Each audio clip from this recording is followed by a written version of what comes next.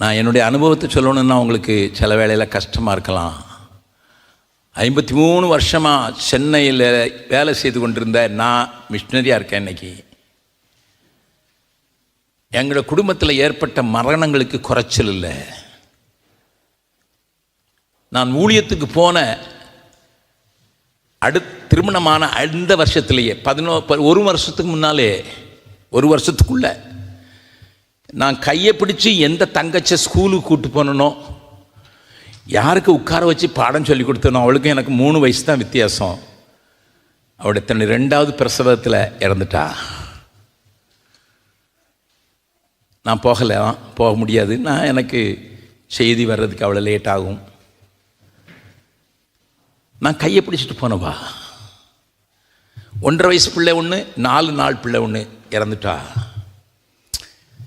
நான் ஊருக்கு அதுக்கு பிறகு நானும் என் மனைவியும் போனதை சிலருக்கு சொல்லியிருக்கேன், எப்படி போனேன்னுட்டு. ஊரில் எல்லாம் திட்டுறாங்க, பெரிய ஊழியம் செய்கிறாராம். ஊழியம் குடும்பத்தில் மரணம் வந்துட்டு இவர் அங்கே ஊழியம் செய்கிறாராம். அங்கே உட்கார்ந்து அம்மா அப்பாவுக்கு ஆறுதல் சொல்லிட்டு இங்கே உட்கார வேண்டியதானே, பிள்ளைங்களை பார்க்குறது யார்? என் காதலே சொன்னாங்க, நிற்கல.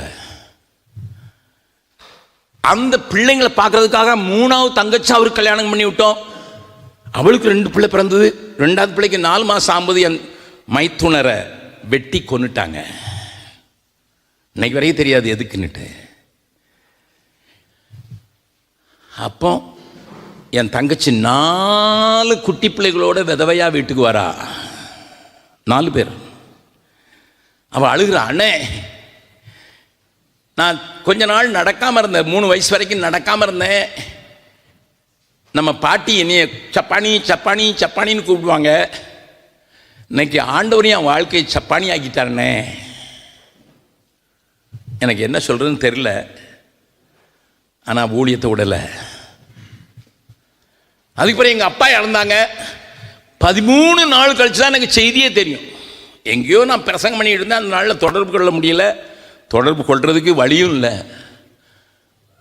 எங்கள் அப்பா என்னைய சம்பூர்ணமாக தேவ சித்தத்தை செய்கிறதுக்கு ஒப்பு கொடுத்தாள். 4 பொம்பளை பிள்ளைங்க இருக்கும்போது நீ ஒரு ஆம்பளை பிள்ளை போறடான்னு சொல்லலை. அப்படி வாழ்ந்தாள். கடனே வாங்காமல் எனக்கு கற்றுக் கொடுத்த வாழ்க்கை. எங்கள் அம்மாவை சம்பாதிக்க விட்டுட்டு அந்த சம்பாத்தியத்தில் மற்ற பிள்ளைங்களுக்கெல்லாம், மற்ற அண்ணமார் தம்பிமார் மாமாமார் அவங்க பிள்ளைங்களுக்கெல்லாம் காசு கொடுப்பாங்க. ஒரு ஆள் சம்பளத்தில் வச்சு எங்கள் 5 பிள்ளைங்களும் வளர்க்கணும். அப்படி இருந்த அப்பா இறந்தது தெரியாது. 13 நாள் ஆச்சு எனக்கு செய்தி வரவே. அம்மா இறந்ததுக்கு புதைக்க போகலை. எனக்கு ஒரு என் மனைவியுடைய தங்கச்சி தம்பி இருந்தான். அவனை 15 நாளைக்கு முன்னாடி, அவன் நாஸ்திகனாக இருந்தான். 15 நாளைக்கு முன்னால் தான் அவனை ஆண்டவருக்குள்ள நடத்தினேன். நான் தமிழ்நாட்டுக்கு ஊழியத்துக்கு போயிருக்கும்போது என்னை கூப்பிட்டான். அவன் பிள்ளைக்கு சோமில் 3 குட்டி பிள்ளைங்க. 3வது பிள்ளைக்கு ஃபிட்ஸ் வந்தது. அத்தான் வந்து ஜெபம் பண்ணுறீங்களான்னு கேட்டேன். எப்பண்டா நீ ஆண்டவர் தேடினேன்னு கேட்டேன். அவனை போய் ராத்திரியாக போய் அவனை ஆண்டவருக்குள்ள நடத்தி அந்த பிள்ளைக்கு அன்னையோட ஃபிட்ஸும் போயிடுச்சு. வந்து 2வது வாரம் வந்தேன். நான் தமிழ்நாட்டு ஊழியத்தை முடிச்சுட்டு அடுத்த நாள் போனோம். எனக்கு ஃபோன் வருது. அவன் பேர் சாம் மரித்து போனான். 3 குட்டி பிள்ளைங்களை விட்டுட்டு. எங்கள் மாமியார், நாங்கள் அவனை புதைக்கிறதுக்கு போயிருக்கோம் அவசரமாக. ஏன்னா ஒரு நாள் தான் இருக்குது. அடுத்த நாள் எங்களுக்கு பீகார் போனோம். எங்கள் மாமியார்கிட்ட சொல்கிறேன், அத்தை நீங்கள் ரொம்ப கவலையாக இருப்பீங்க, என்னை துடிக்க செத்து போயிட்டான், ஹார்ட் ஃபெயிலியர், நான் மகளை விட்டுட்டு போகிறேன், உங்கள் மகளை விட்டு போகிறேன். எங்கள் மாமியார் சொன்னாங்க, நீங்கள் ஊழியக்காரங்க, உங்கள் ஊழியத்தை பாருங்கள், எங்கள் துக்கத்தை நாங்களே சுமந்துக்கிடுறோம்.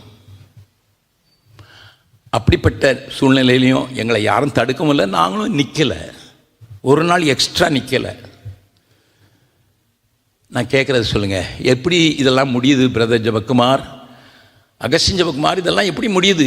53 வருஷத்தில் இப்படிலாம் என் கூட நல்லா ஊழியம் செய்துக்கிட்டு இருந்தவரை அடித்து கொண்டுட்டாங்க. எனக்கு மகளாக ஒருத்தி வளர்த்தேன். ஒருத்தனுக்கு கல்யாணம் கட்டி கொடுத்தேன், சரவணன் ஒருத்தனுக்கு. அடித்து கிணத்துல போட்டாங்க. போலீஸ் அவனை நதி ஓரத்தில் புதைச்சிது. 3வது நாள் தான் தெரியும் மனைவிக்கு.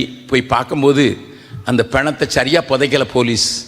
அதனால் அந்த பணத்தை எடுத்து அவன் முகத்தை நாய் சாப்பிட்டுக்கிட்டு இருந்தது.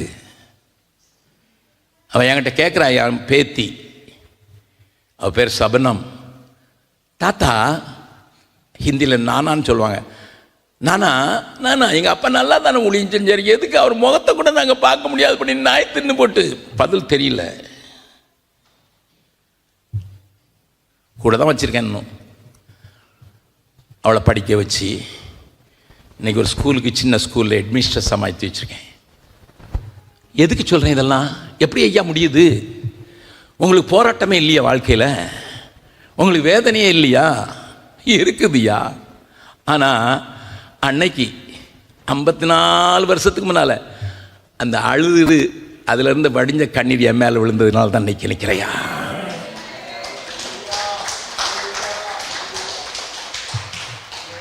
அதை மனதில் கொண்டு தான் இதை நான் எழுதினேன்.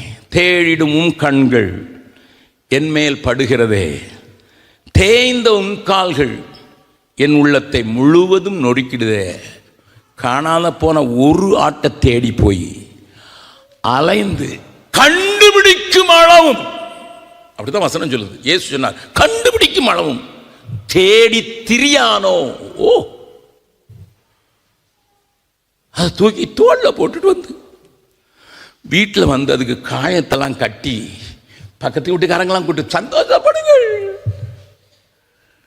அதான் என் இயேசு.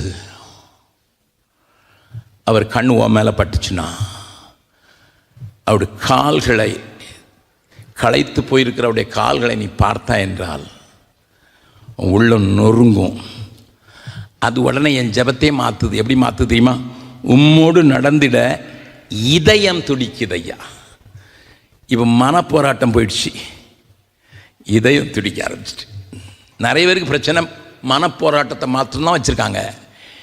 இதயத்தை ஆண்டவர்கிட்ட சமூகத்தில் நொறுக்க ஒப்பு கொடுத்துருந்தாங்கன்னா இதயம் துடிக்கும்போது உலகத்தின் இழுப்பு தானாக மறைஞ்சிடும். இதுதான் நான் அனுபவமாக எழுதினேன். நான் உங்களை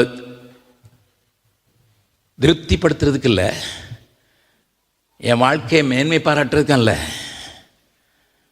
சிலருக்கு தெரியும், நான் தெரியாதவங்களுக்கு சொல்கிறேன்.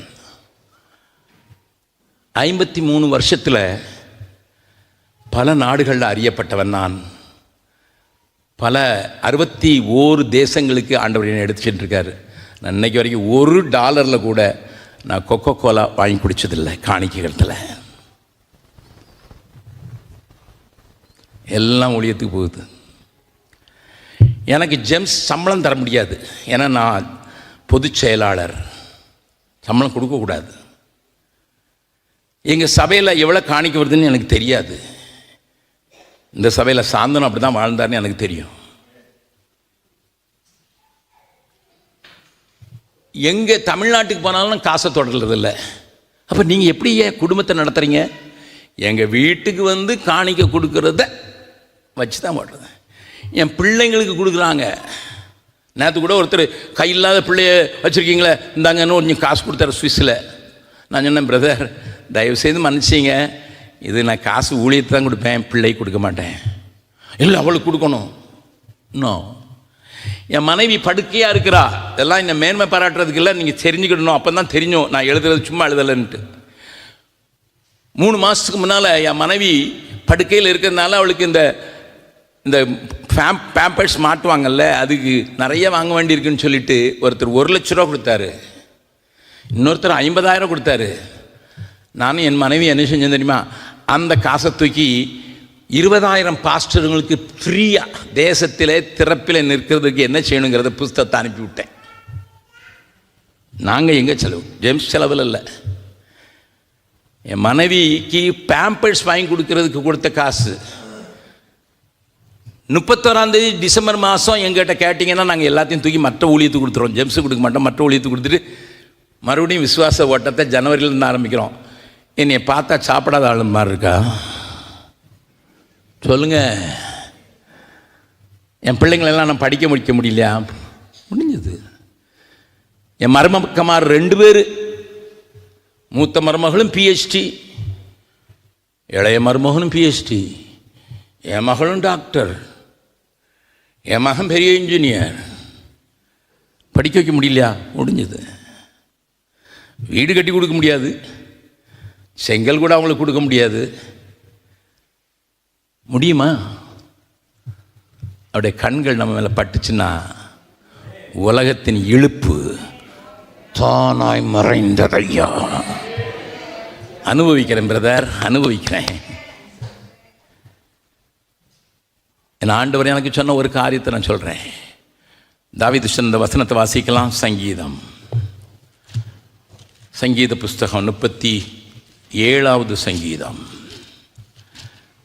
தாவீதின் இந்த சங்கீதத்தில் நீங்கள் அறிய வேண்டிய ஒன்று, அழகாக தாவீது எழுதி வைத்திருக்கிறான். 25வது வசனம். நான் இளைஞனாயிருந்தேன், முதிர் வயதும் உள்ளவனானேன். ஆனாலும் நீதிமான் கைவிடப்பட்டதையும் அவன் சந்ததி அப்பத்துக்கு இறந்து திரிகிறதையும் நான் காணவில்லை. நம்புறவங்க மாத்திரம் நல்ல கைவிட்டே ஆண்டு சொல்லுங்க.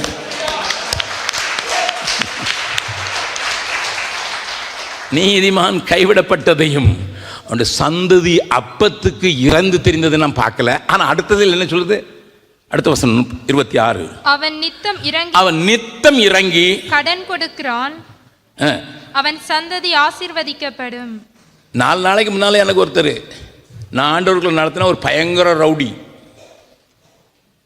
போலீஸ் தேடுற ரவுடி, அவரை நான் ஆண்டவர்களை வழி நடத்தி கொஞ்சம், அவர் திடீர்னு ஒரு, அண்ணே என் பிள்ளை 2வது பிள்ளைக்கு ஃபீஸ் கட்ட முடியல, காலேஜிலேருந்து துரத்துறாங்க அண்ணே, 97,000 ரூபா உடனே அனுப்புங்க.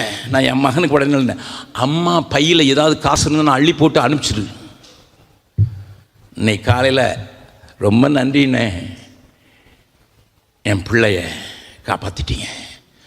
மூத்த பையன் பாலிடெக்னிக்கில் படிக்கும்போது, அண்ணே படிக்கிறான், நல்லா படிக்கிறான், காசு இல்லைண்ணே. அந்த நேரத்தில் நீங்கள் நம்பினாலும் சரி, நம்ம 5 இடத்துல இருந்த காசெல்லாம் அள்ளி போட்டு கொடுத்தேன். நித்தமும் இறங்கி கடன் கொடுக்கல, இலவசமாகவே கொடுக்குறேன். பக்கத்தில் கொஞ்சம் சொல்லுங்கள், வாழ முடியும். கையை குடிச்சு சொல்லுங்கள், கையை கொடுத்து உள்ள நல்லா குளிக்க சொல்லுங்கள், இப்படி வாழ முடியும். சும்மா போட்டு அலட்டிக்கிட்டு இருக்காத. பிரதர் நீங்கள் இந்தியாவில் இருக்கீங்க, நாங்கள் ஃப்ரான்ஸில் இருக்கோம். ஃப்ரான்ஸில் தான் இன்னும் நல்லா இருக்கீங்கன்னு அர்த்தம். நீங்கள் அடிபட்டு கீழே விழுந்துன்னா உங்களை அரசாங்கம் தூக்கிட்டு போயிடும். எங்களை அரசாங்கம் தூக்காது, நாய் தான் தூக்கிட்டு போவோம். நாங்கள் இந்தியாவில் இருக்கிறனால. நாளைய தினத்தை குறித்து பக்கத்தில் உங்களை பார்த்து சொல்லுங்க, எண்ணிக்கை சொல்லு. நான் தான் நாளைய பிறந்த கவலைப்படாமல் நிற்கிறேன். பக்கத்தில் உட்காந்து நாளைய தினத்தை குறித்து கவலைப்படாத சொல்லுங்கள். நான் சொல்கிறதெல்லாம் சொல்லுங்கள். நாளைய தினத்தை குறித்து கவலைப்படாத. ஒரு வெள்ளை முடிய கருப்பு முடியாக்குறதுக்கு நீ படுற பாடு என்னமோ கலட்ட போகிற மாதிரி இவ்வளோ கவலைப்பட்டு என்ன செய்கிற? சிலருக்கு வழுக்கே ஆயிடுச்சு. எங்கள் ஊரில் இந்த முடியை நட்டு வைக்கிறவன்ட்டு வைத்தியன்னு போனால் 2 பேர் செத்து போயிட்டான். முடி இவனுக்கு எது யாரை கொண்டு முடிய வைக்க சொன்னது?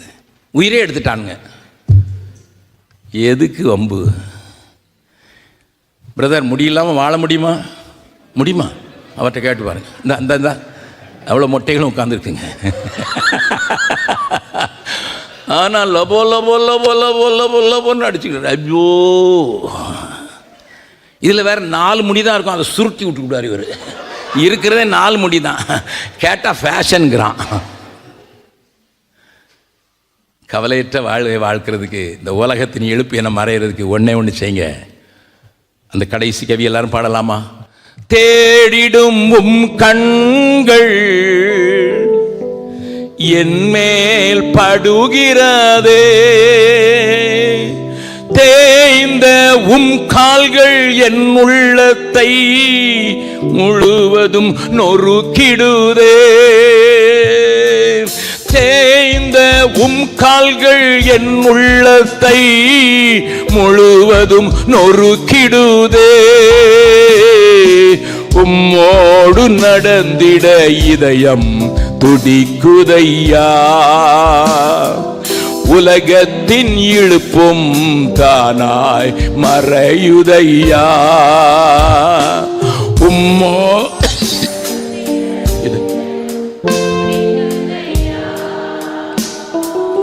உலகத்தின் இழுப்பும் தானாய் மறையுதையா.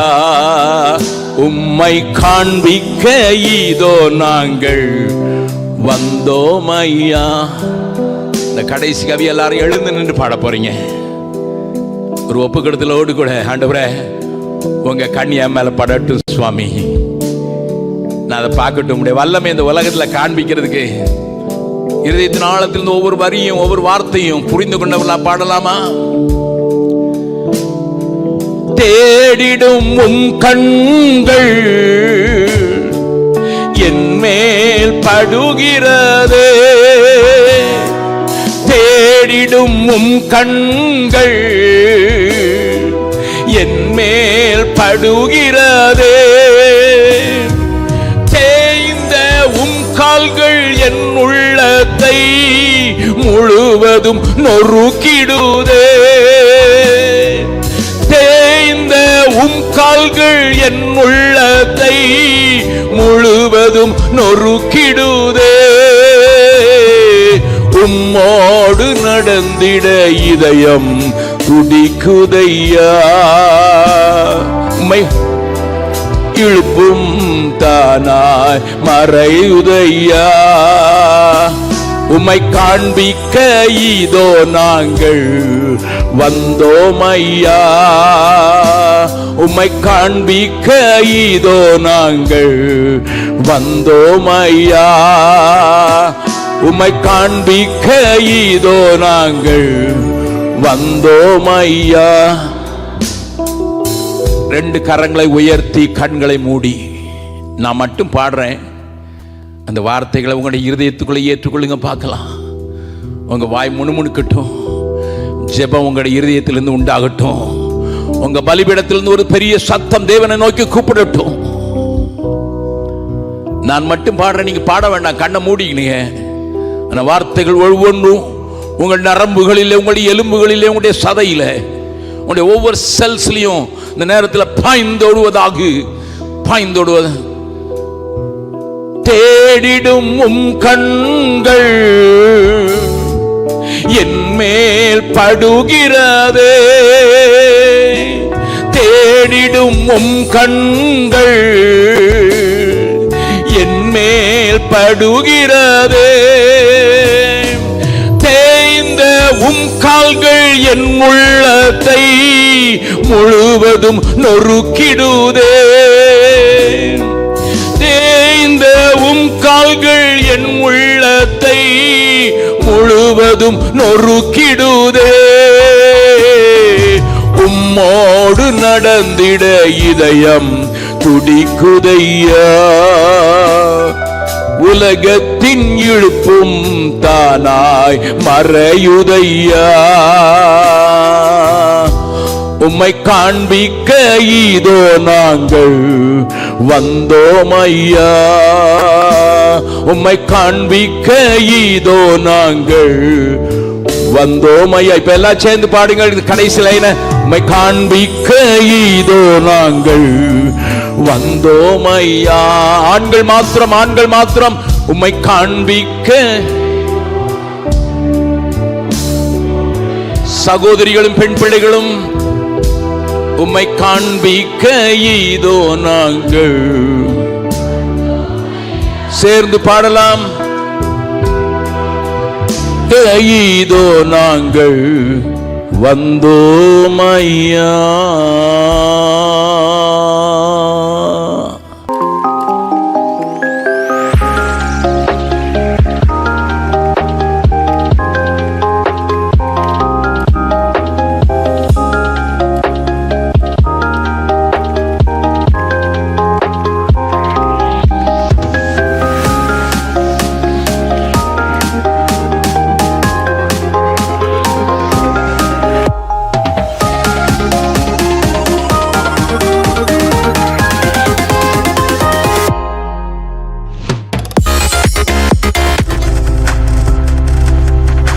பார்த்து கொண்டிருப்பது உங்கள் ஜாய் டிவி. உங்கள் துக்கம் சந்தோஷமாய் மாறும்.